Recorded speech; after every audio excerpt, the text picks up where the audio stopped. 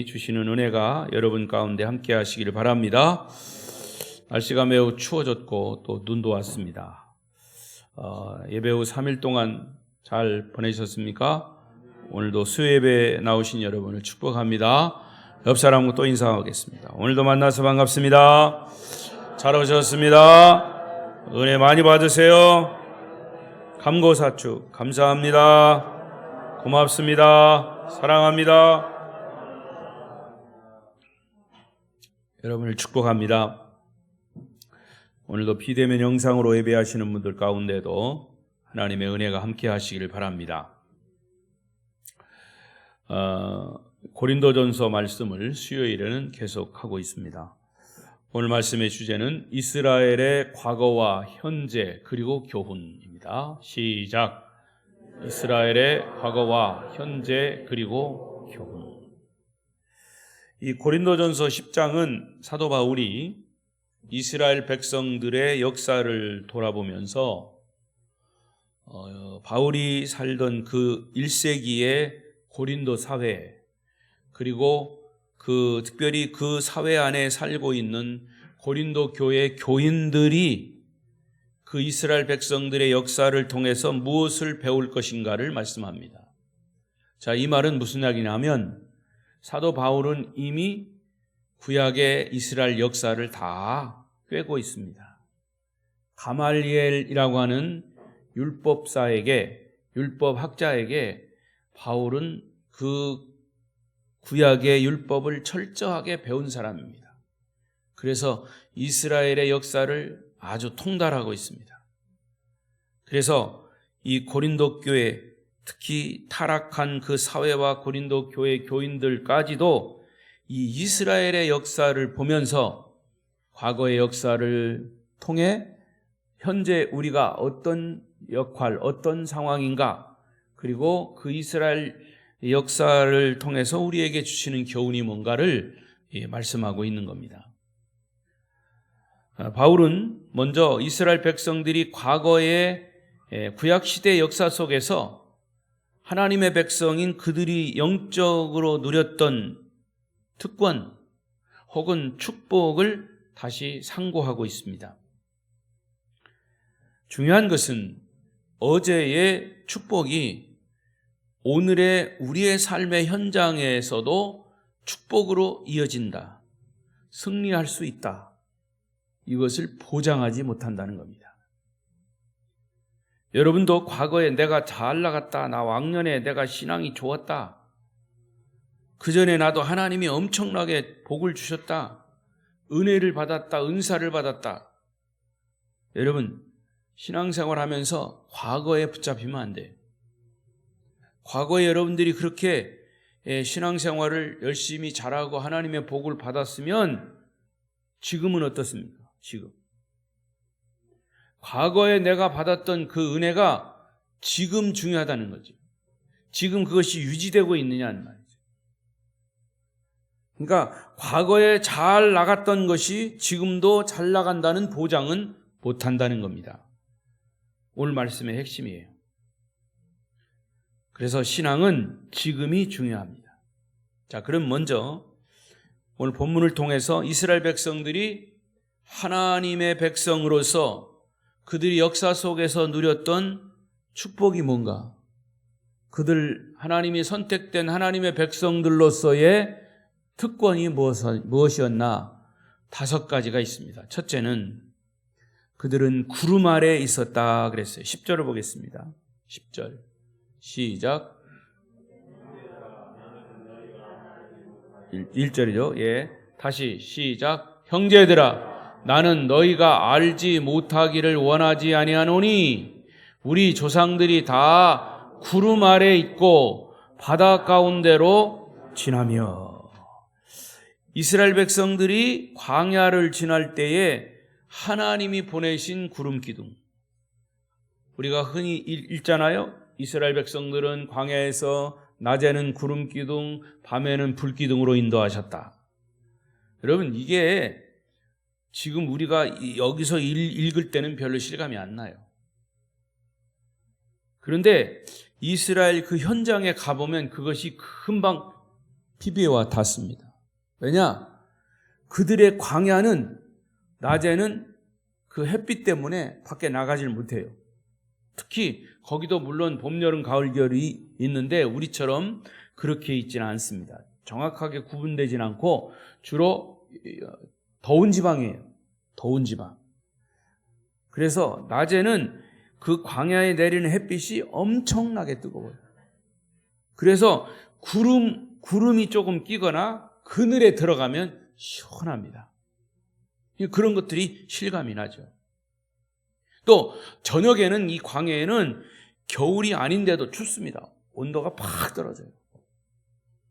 그래서 이스라엘 여행을 갈 때는, 성지순례를 갈 때는 이 얇은 옷도 가져가야 되지만 이 잠바를 가져가야 돼. 잠바. 밤에 입기 위해서는. 그러니까 여기에서 이 말씀, 구름 아래 있었다, 구름 기둥에 인도함을 받았다라고 하는 것은 어떻게 보면 낮에 햇빛이 너무 강렬하기 때문에 구름 기둥이 없으면 잘못하면 생명을 잃어버려요. 따라서 우리가 생각하는 구름 기둥은 별거 아닌 것 같지만 이 광야에서의 구름은 생사와 직결되는 것이기 때문에 하나님이 구름 기둥으로 그들의 생명을 보호하셨다라고 하는 의미예요. 시편 105편 39절을 보십시다. 시편 105편 39절 시작. 여호와께서 낮에는 구름을 펴사 덮개를 삼으시고 밤에는 불로 밝히셨음에, 바로 그런 얘기예요. 낮에는 구름을 펴사 덮개를 삼으셨어요. 그러니까 우리가 이 밤에 추우면은 이불을 덮듯이 낮에 더우면 구름으로 그들을 덮으셨다는 얘기죠. 이게 실감이 나는 겁니다. 이스라엘 백성들에게서는 바로 그런 하나님의 도우심과 축복하심이 있었습니다. 그들에게, 하나님의 백성들에게 있어서의 특권이죠. 축복입니다. 성도 여러분에게도 광야 같은 우리 인생을 살 동안 하나님의 보호하시는 구름 기둥이 함께 하시기를 바랍니다. 두 번째로 이스라엘 백성들에게 주신 축복은 바다 가운데로 지나갔다 그랬어요. 바다 가운데로. 여러분 아시다시피 이스라엘 백성들이 애굽을 탈출해서 처음 만났던 난관이 뭐였습니까? 홍해바다입니다. 그런데 기적적으로 홍해를 하나님이 가르셔서 마치 육지처럼 건너게 하셨습니다. 자, 시편 136편 13절부터 큰 소리 읽겠습니다. 시작.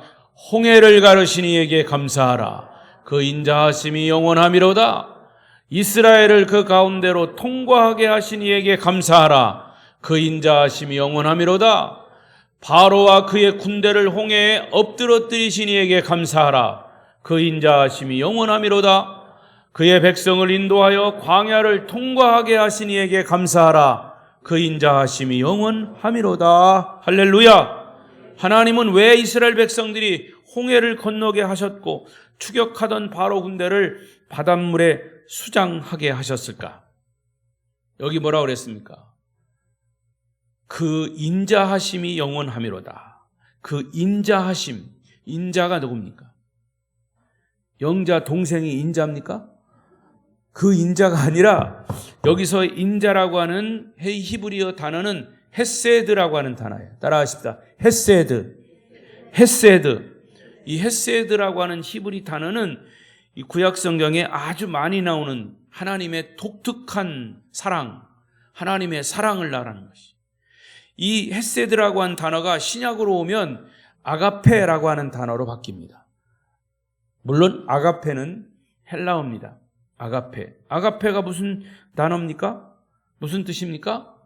하나님, 예수 그리스도의 십자가, 희생적인 사랑이 아가페입니다. 그러니까 구약의 헤세드와 신약의 아가페, 이 사랑을 이스라엘 백성들에게 행하셨다는 겁니다.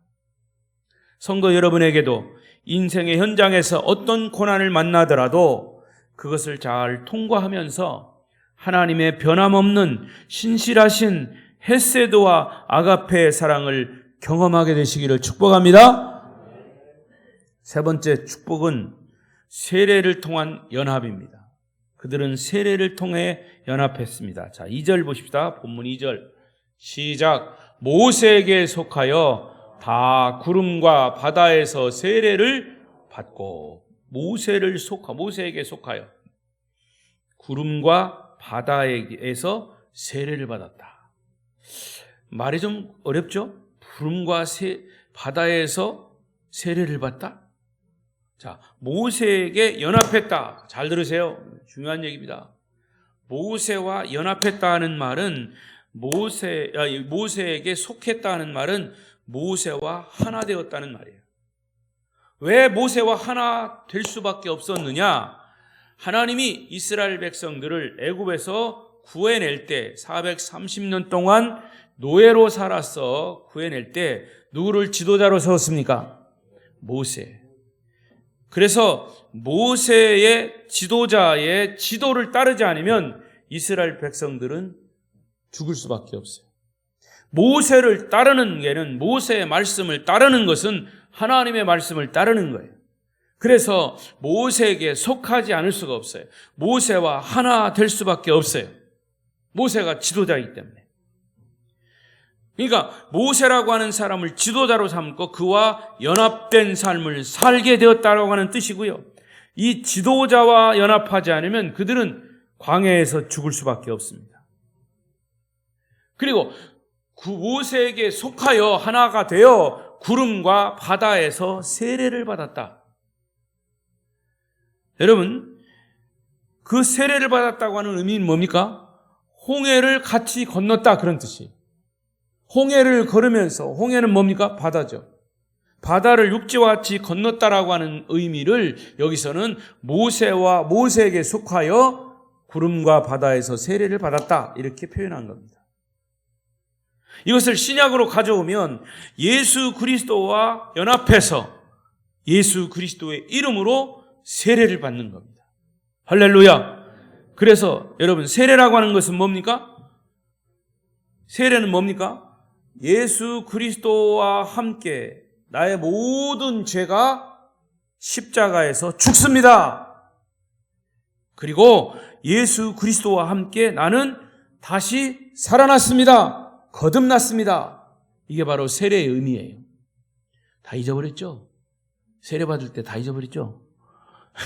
세례는 뭡니까? 성부와 성자와 성령의 이름으로 아무개에게 내가 세례를 베풀어라. 이 말은 내가 하나님과 예수와 성령의 이름으로 내 과거는 내 죄와 함께 다 십자가에 죽었습니다. 그리고 나는 예수님과 함께 다시 살았습니다. 이게 세례의 의미예요. 세례예요. 그래서 재밌는 거는 제가 몇 번 말씀드렸는지 몰라도 이 침례교는 왜 침례교가 됐냐? 베프티즘 이름, 이게 물속에 확 잠긴다는 뜻이에요. 물속에 확, 여기까지 잠기면 안 돼. 여기까지 확 들어가야 돼. 그래서 침례교 가면요, 세례를요, 이 세례통에, 목욕통에 이렇게 갖다 놓고 광단에 세례통이 있습니다. 물 잔뜩 받아놓고 이제 세례복을 입고 목사님이 눕힙니다. 물속으로 푹 눕혀요. 그 물속에 잠겼다가 나오는 굉장히 실감납니다. 그래서 장로교에서도 어느 교회에서 성결교에서도 그런 세례를 베풀어요. 그리고 세례통이 없으면 저 시냇가에 가서, 여름에 시냇가에 가서 그 빠지지 않을 정도 그런 시냇가에서 세례를 베풀어요. 진짜. 근데 성결교회나 장로교회나 이런 감리교회에서 약식 세례, 머리에다가 성부와 성자와 성령의 이름으로 세례 받은 사람은 침례교로 가잖아요? 그럼 침례 다시 받아야 돼요.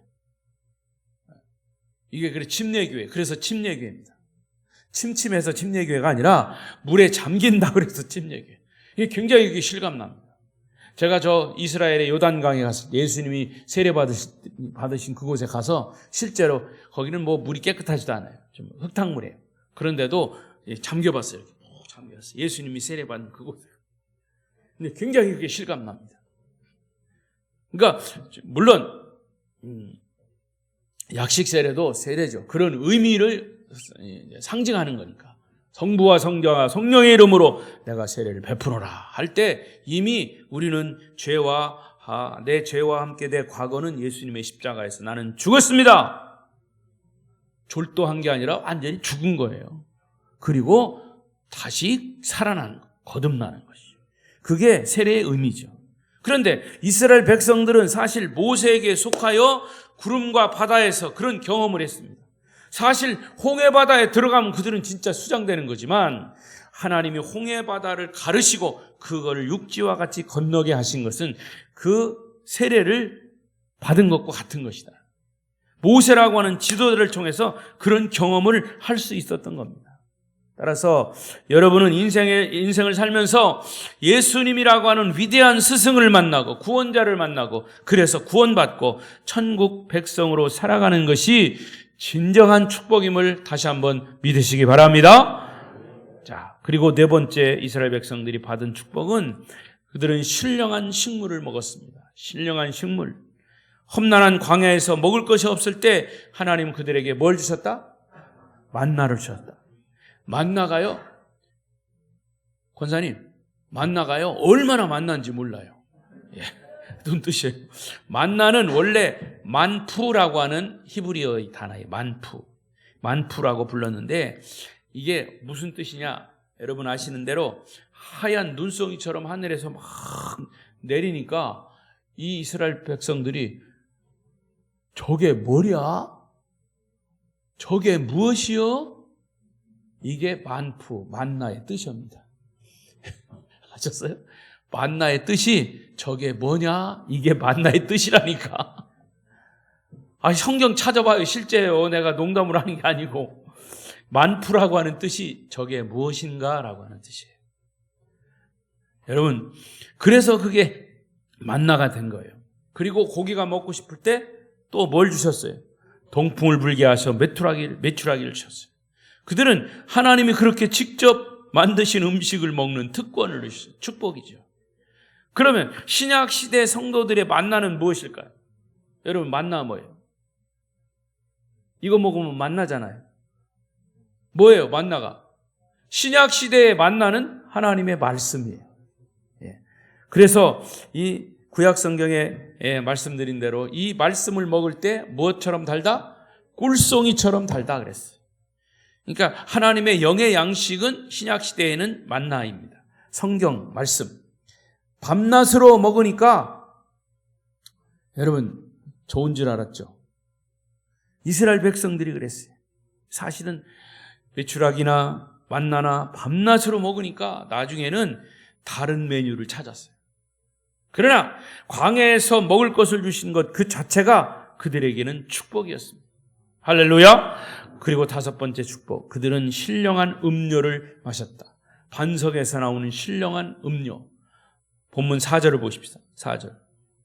시작. 다 같은 신령한 음료를 마셨으니 이는 그들을 따르는 신령한 반석으로부터 마셨음에 그 반석은 곧 그리스도라. 자, 하나님은 모세를 통해서 반석 바위를 치게 하시고 그 반석에서 샘물이 나오게 하셨어요. 여러분, 바위에서 샘물이 나온다? 특히 광야에서 돌 속에서 샘물이 나온다? 이거는 상상할 수 없는 일이에요. 도저히 물이 나올 것 같지 않은 반석에서 샘물을 나게 하시는 하나님의 자비와 사랑을 알 수 있는데, 그런데 여기서 우리가 간과할 수 없는 것이 뭐냐? 마지막에 그 반석은 누구라고 그랬어요? 곧 그리스도다 그랬어요. 자, 모세가 반석을 쳤습니다. 그 반석이 어떻게 됐겠습니까?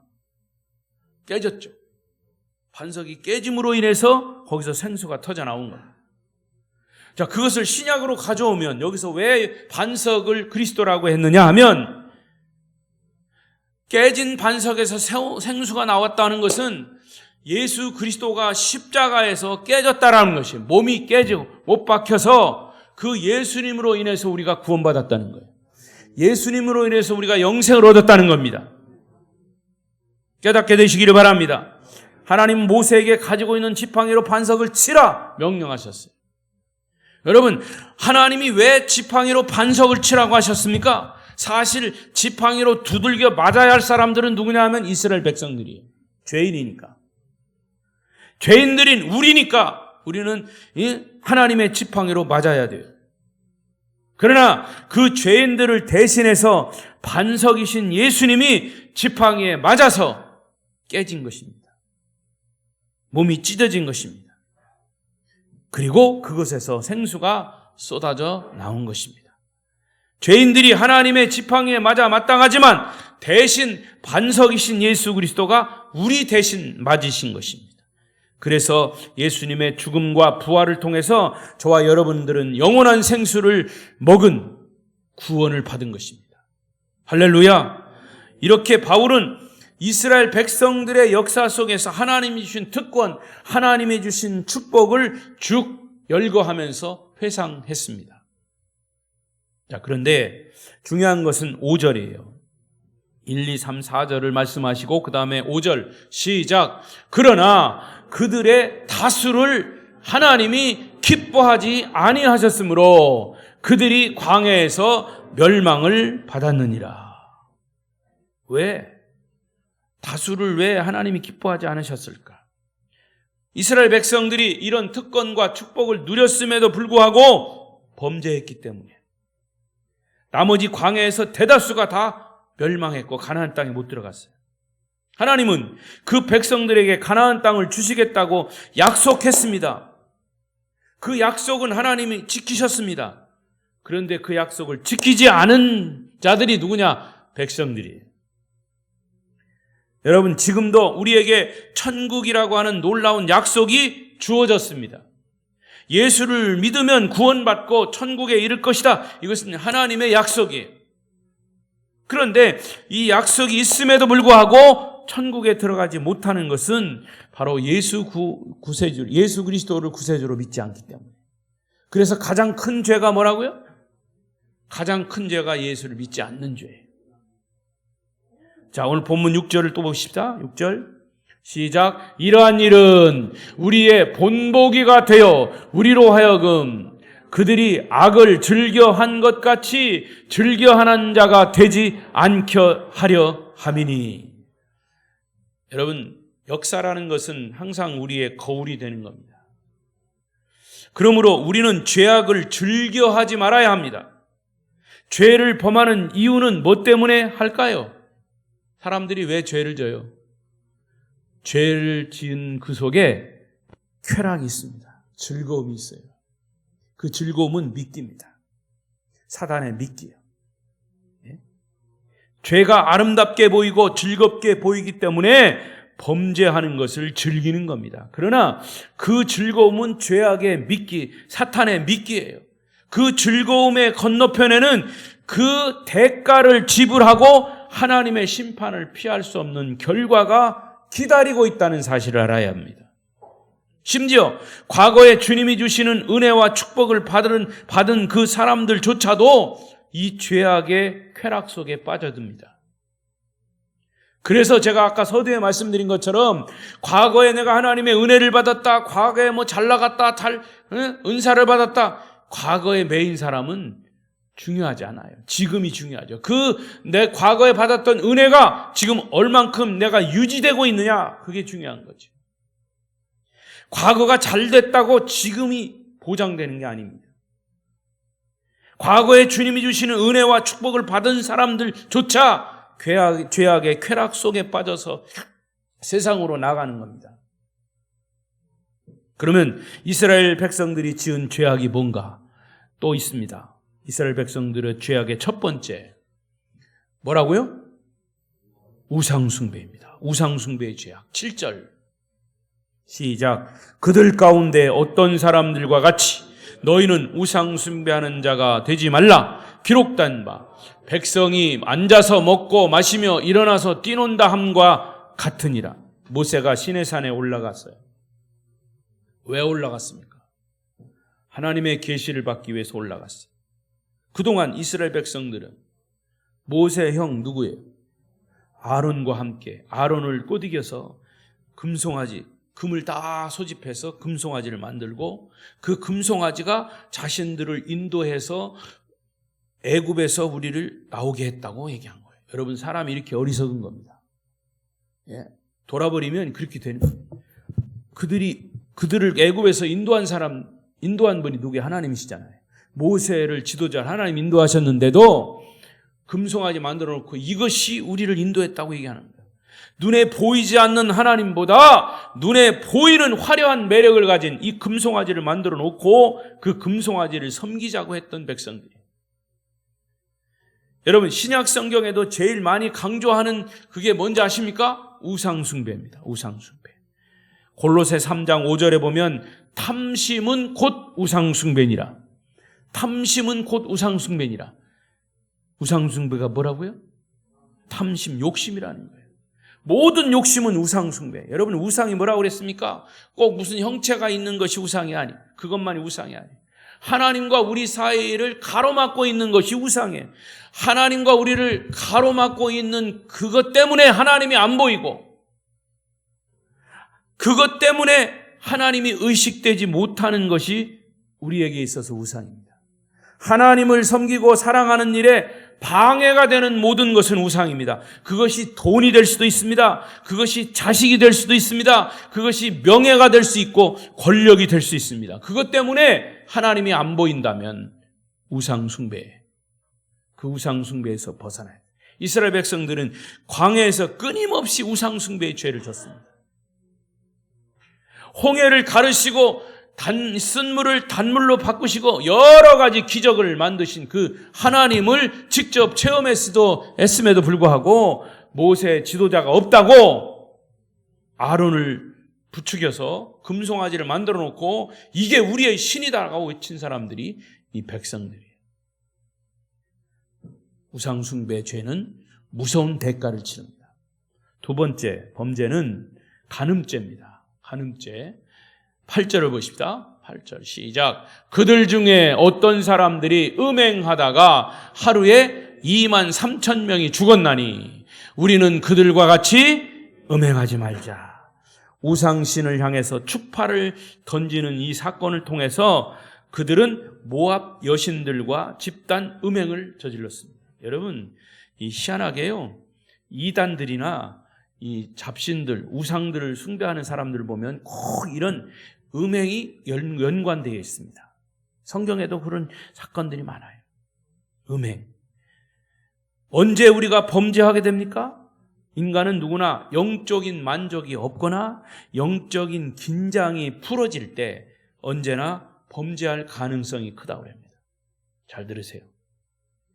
지금도 이 세상이 과학이 발달해가지고 뭐 AI 뭐 이런 것이 굉장히 발달했지만 사람들은 이것을 자꾸 추구하다 가다 보면 어디와 만나냐면 영적인 영혼과의 만남이 있어요. 그래서 영적인 만남이 없으니까 영적으로 갈급하니까 자꾸 그걸 찾아가는 거예요. 왜냐? 이거는 성경적으로 보면 사람은 영적인 존재입니다. 하나님이 그 코에 생기를 불어넣었기 때문에 영혼에 하나님을 닮아가야 되는데 그것이 죄로 인해서 막혀버리니까 그럼에도 불구하고 영적인 것을 자꾸 추구하는 거예요. 그래서 영적인 만족이 없을 때 사람이 범죄할 가능성이 큰 거예요. 그것도 음행을 저지르게 됩니다. 여러분, 그래서 신앙생활이 부담이 된다 하는 사람들이 있어요. 여러분, 신앙생활이 부담됩니까? 당연히 부담되죠. 그런데 이 부담이라고 하는 단어를 저는 부정적인 표현이지만 긍정적인 단어로 바꾼다면 신앙생활은 긴장이 있어야 합니다. 긴장이에요. 여러분, 긴장해야 합니다. 사람에게 약간의 긴장이 있어야 됩니다. 다 풀어지면 어떤 경우는 무슨 중요한 일을 놓고 열심히 일하다가 나중에 그 일 다 끝나고 긴장 풀어지면 어떻게 해요? 몸살 나잖아요. 육신의 몸도 그런데 영적으로 풀어지면 결국에는 영적으로 만족하지 못하면 죄를 짓는 겁니다. 특히 음행죄. 영적인 긴장은 항상 우리에게 필요해요. 신앙적인 영적 긴장이 필요하다 그 말이에요. 이스라엘 백성들이 그랬습니다. 모세가 백성들을 인도할 때 하나님은 모세를 통해서 이스라엘 백성들이 긴장하고 말씀에 순종할 것을 계속 촉구했습니다. 그때는 괜찮았어요. 그러나 모세가 잠시 자리를 비운 사이에 백성들은 긴장이 풀어졌어요. 그래서 그들은 이 단체로 우상을 만들어서 그리고 거기에 간음죄를 범함으로 몇 명이 죽었다 그랬어요? 하루에 23,000명이 죽는 사건이라 간음죄 때문에. 여러분, 한 사회가 집단적으로 해이해지고 부도덕해지면 하나님의 집단적인 심판과 징계가 일어난다는 것을 깨우치는 말씀입니다. 저는 굳이 우리 잠깐 과거에 일어났던 얘기를 이런 식으로 가고 싶은 마음 없어요. 그러나 여러분, 역사에서 보면 그 사회와 그 집단이 하나님의 거룩한 그 거룩성을 잃어버리고 무서운 죄를, 그것도 음행죄를 저지르면 하나님의 심판은 임하는 겁니다. 지금 전 세계적으로 그런 것들이 일어나고 있어요. 그걸 우리가 영적인 눈으로 분별할 수 있어야 합니다. 바울은 이스라엘 백성들이 범죄한 후에 받는 그 하나님의 심판을 기억하면서 너희들은 저들과 같이 음행하지 말자. 우리는 그들과 같이 음행하지 말자. 계속 여기 말씀하고 있어요. 경고하신 겁니다. 세 번째 범죄. 주를 시험하는 것이. 주를 시험하는 것. 9절 말씀 보십시오. 시작. 그들 가운데 어떤 사람들이 주를 시험하다가 뱀에게 멸망하였나니 우리는 그들과 같이 시험하지 말자. 이스라엘 백성들은 지겹게 먹은 만나가 싫어졌어요. 여러분, 그 만나가 처음 먹을 때는 만났는데 만날 먹으니까 만나가 맛이 없어졌어요. 그렇죠? 맛있는 것도 매일 먹으면 맛이 없어져요. 그런데 이 신명기에 보면요, 그 만나를 백성들이 뭐라고 얘기했냐면 하도 질리니까 하찮은 음식이다 그랬어요. 무슨 음식? 하찮은 음식. 그 음식을 누가 줬는데? 하나님이 줬는데. 그것도 매일. 만약에 먹지 못하면 죽으니까 하나님이 만나를 계속 내리셨는데 거기에 백성들이 질렸어요. 그리고 그 음식을 하찮은 음식이라고 했어요. 더 이상 먹지 않겠다고 하면서 모세를 원망합니다. 그런데 여러분, 그들의 그런 행동은 하나님을 시험하겠다는 거예요. 하나님을 시험하겠다는 겁니다.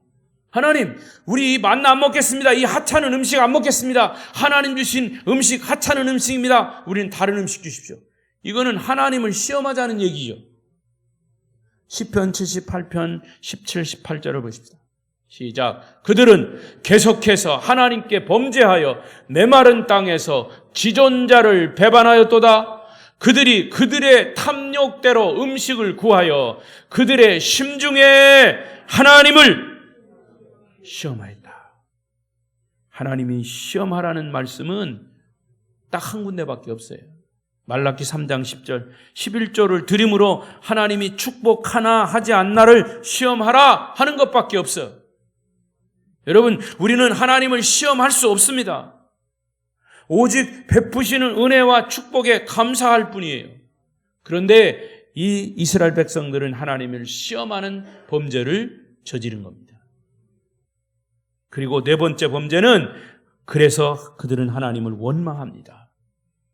이스라엘 백성들은 먹는 음식을 가지고 하나님을 시험하고 원망했습니다. 오늘 본문 10절 또 보겠습니다. 10절 시작. 그들 가운데 어떤 사람들이 원망하다가 멸망시키는 자에게 멸망하였나니 너희는 그들과 같이 멸망하지 말라. 이스라엘 백성들의 광야 생활 역사는 일종의 원망의 역사예요. 자, 다시 보겠습니다. 민수기 21장 5절 6절 잘 보세요. 시작. 백성이 하나님과 모세를 향하여 원망하되 어찌하여 우리를 애굽에서 인도해내어 이 광야에서 죽게 하는가? 이곳에는 먹을 것도 없고 물도 없도다. 우리 마음이 이 하찮은 음식을 싫어하노라 하매. 여러분, 하찮은 음식이라고 그랬어요. 하찮은 음식. 그래서 6절에 보니까 여호와께서 불뱀들을 백성 중에 보내요. 여기 나왔네요. 계속 읽어요. 여호와께서 불뱀들을 백성 중에 보내요. 백성을 물게 하심으로 이스라엘 백성 중에 죽은 자가 많으니라. 여러분, 하나님이 제일 싫어하는 것이 뭐다? 원망이다. 여러분이 화장실 가서 혼자 쭝얼쭝얼 하나님을 원망해도 하나님 다 들으셔. 원망의 반대는 뭘까요? 원망의 반대. 감사하죠, 감사. 하나님이 행하시는 모든 일을 그대로 인정하고 날마다 순간마다 감사하는 것이 하나님 백성의 도리임을 믿습니다. 하나님을 찬양하고 감사하는 사람에게는 원망이 없어요. 여러분, 하나님을 원망할 사건이 생겨도 역설적으로 하나님이 나에게 이런 고난을 주는 것은 하나님이 나를 찔러보시는 거구나. 찔러보시는 거. 하나님이 나를 찔러보시는 거. 그러면 우리가 뭐가 나와야 돼요? 찌를수록 원망, 찌를수록 원망. 그게 아니라 찌를수록 찬양, 찌를수록 감사, 찌를수록 아멘. 우리 하나님은 인자하시고 자비하시고 긍휼이 풍성하신 분이에요. 그래서 여러분의 입술로 찬양, 물질로 감사, 몸으로 헌신함으로 하나님의 축복을 받아 누리시기를 바랍니다. 하나님은 원망하는 사람을 제시해요. 그러니까 여러분 혼자라도 쭝얼쭝얼 하더라도 원망하지 마세요. 그 쭝얼쭝얼하는 그 원망하고픈 말이 요만큼 나와도 그 나오는 말은 감사로 바뀌시기를 바랍니다. 제가 전에 있던 어떤 교회에서 그 권사님이 일찍이 남편을 여의신 분이에요. 6.25 때. 아들이 하나가 있어. 근데 그 아들이 장가를 갔어요. 근데 손자를 낳았어. 두 번째가 임신했어.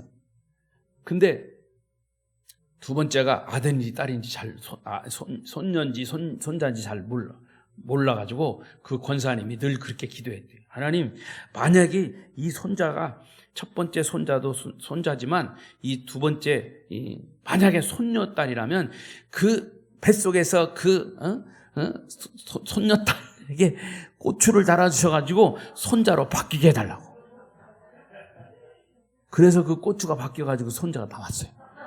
그래서 그 권사님이 손자가 둘이요. 그 아주 재밌는 분. 여러분, 물론 하나님이 거기에 맞게 주셨겠지만 우리가 그렇게 여기 속에 불평이 나와도 그것을 감사로 바꾸시기를 바랍니다. 그러면 감사의 조건을 주시는, 감사할 수 있는 조건을 주시는. 이 사람에게는 고난을 줘도 감사, 축복을 줘도 감사. 그러면 내가 무엇을 주랴? 무엇을 주겠습니까, 하나님? 축복을 주겠죠. 이제 크게 세 번째 마지막으로 이스라엘 백성들을 통해서 이스라엘 백성들에게 5가지의 축복이었고, 왜 그들이 그 축복을 유지하지 못했느냐? 그들의 범죄 때문에. 4가지의 범죄. 그렇다면 이 이스라엘 백성들의 이 통한 역사적인 교훈이 현재 우리에게 주는 교훈이 무엇일까? 2가지입니다. 첫째는 우리도 시험에 들지 않기 위해 주의해라 그랬어요. 12절을 보겠습니다. 12절 시작. 그런즉 선줄로 생각하는 자는 넘어질까 조심하라. 저나 여러분이나 어느 곳에 있든지 시험에 빠질 수 있다는 거예요. 반면교사라는 게 있죠. 그 사람의 잘못을 보고 나는 그런 잘못을 하지 말아야지. 반면교사입니다. 이스라엘의 역사를 보면서 저들이 하나님의 축복을 받았음에도 불구하고 저런 죄를 저질렀다면 우리는 그런 죄를 저지르지 말아야지. 이스라엘의 역사를 보면 그 백성들은 특히 여호수아를 앞세워서 여리고성 전투에서 승리했습니다. 그들은 여호수아의 말씀을 전적으로 따르고 순종함으로 믿음으로 견고한 성을 파쇄했습니다. 그런데 얼마 뒤에 아이성 전투가 있습니다. 여리고성과 비교할 수 없는 아이성. 그런데 그들이 생각하기를 우리가 여리고성도 무너뜨렸는데 저 아이성쯤이야 하고 우습게 보면서 하나님께 기도하지 않고 하나님 말씀을 듣지도 않았어요. 순종하지도 않았어요. 결국에는 아이성 전투에서 실패했습니다. 패배했습니다. 그러므로 섰다 하는 자는 넘어질까 조심하라 그랬습니다. 엘리야 선지자는 갈멜산에서 바알신을 섬기는 아세라 선지자와 850대 1, 바알신을 섬기는 그 아세라 선지자는 850명이고 엘리야 선지자는 하나예요. 850대 1. 결국 이겼어요, 졌어요? 이겼는데 왜 진 것처럼 대답을이야? 이겼죠? 이겼습니다. 거기에서 요한 니시 이게 나왔는데, 근데 그 다음 중에 그 엘리야 선지자가 나중에 그렇게 큰 싸움에서 이겼고 어디로 갔어요? 로뎀 나무 안에 가가지고 원망하고, 하나님 나 죽겠습니다. 나 그냥 자살하고 싶습니다. 하나님 원망하고 넘어집니다. 그러니까 이 말은 승리한 다음에 조심해야 돼요. 축복받은 다음에 조심해야 하고 부흥한 다음을 조심해야 합니다. 여러분이 그렇게 느끼실지 모르지만 제가 아름다운 교회 내년 20주년을 자꾸 강조하고 또 강조하는 이유가 있어요. 지금까지 에벤 에셀 여기까지 우리를 도우신 하나님, 20년 동안 우리가 이렇게 잘 성장하고 여기까지 부흥해 왔습니다. 지금도 변함없이 임마누엘 되셔서 우리와 함께 하시는 하나님, 그리고 여호와 이레 되셔서 앞으로도 우리 교회를 축복하시고 성도들을 축복하시기 위해서 준비하시는 하나님께 긴장을 늦추지 않고 20년 동안 함께 하신 하나님을 겸손하게 더 섬기고 겸손하게 헌신하고 겸손하게 봉사하고 그것을 멈추지 않고 지속되기를 위해서 강조하고 또 강조하는 겁니다. 여러분, 대나무는요 마디가 있어요. 마디마다 그 굵은 게 있죠. 그 마디가 또 지나면 또 마디가 생깁니다.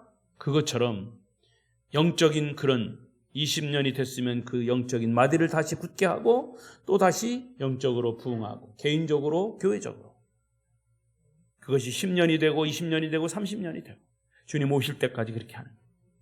지금까지 함께 하셨으니까 우리가 복을 받았으니까 이제 그만이다. 아닙니다. 선줄로 생각하는 자는 넘어질까 조심하라.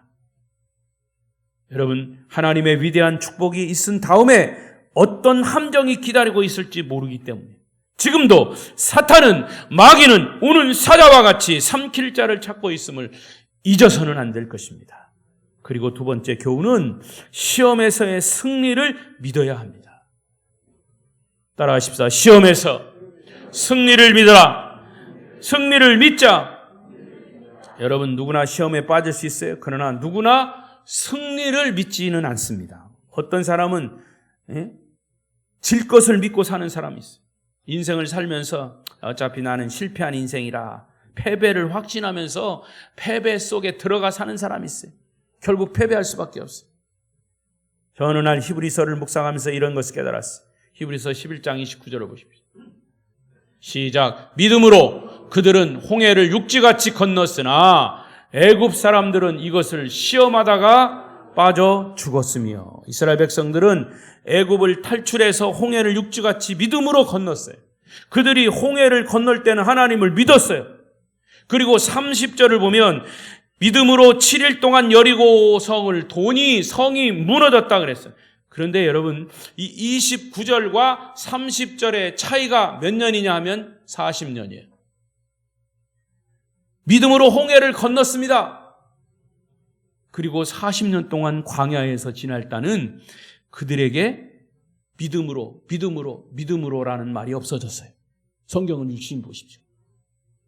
그리고 결국 믿음으로라고 하는 말이 탄생이 된 것은 여리고성이 무너질 때 비로소 믿음으로가 나온 거예요. 이 홍해를 믿음으로 건넜고 여리고성이 믿음으로 무너진 이 사건 사이가 40년이에요. 성경을 자세히 보시면 이스라엘 백성들이 그 믿음으로 홍해를 건넜고 믿음으로 여리고성이 무너진 그 기간이 40년이 되었다라고 합니다. 근데 그 사이에는 믿음으로가 나오지 않아요. 40년 동안은 뭔만 나왔냐? 원망만 나왔어요. 원망. 그러니까 애굽 땅에서 해방되고 홍해를 건널 때까지는 하나님을 믿었어요. 그리고 가나안 땅에 들어갈 때 여리고성 전투에서도 하나님을 믿었어요. 중간에 40년 동안 이스라엘 백성들은 불신앙, 원망으로 가득했던 거예요. 그게 40년이에요. 하나님을 온전히 믿지 못할 때 그들은 기나긴 40년 동안의 방황의 불신앙의 삶을 살 수밖에 없었던 거죠. 선줄로 생각하는 자는 넘어질까 조심하라. 여러분은 얼마나 하나님을 신뢰하십니까? 내가 믿고 싶을 때만 믿는 것은 아닙니까? 오늘 우리에게 주시는 하나님의 메시지는 딱 한 문장입니다. 날마다 순간마다 하나님을 신뢰하라. 시작. 오직 주님만 바라보자. 여러분의 일생 동안의 삶이 주바라기가 되셔서 주님이 주시는 축복을 마음껏 누리시기를 축복합니다. 축복합니다. 기도하겠습니다. 통성으로 기도하겠습니다.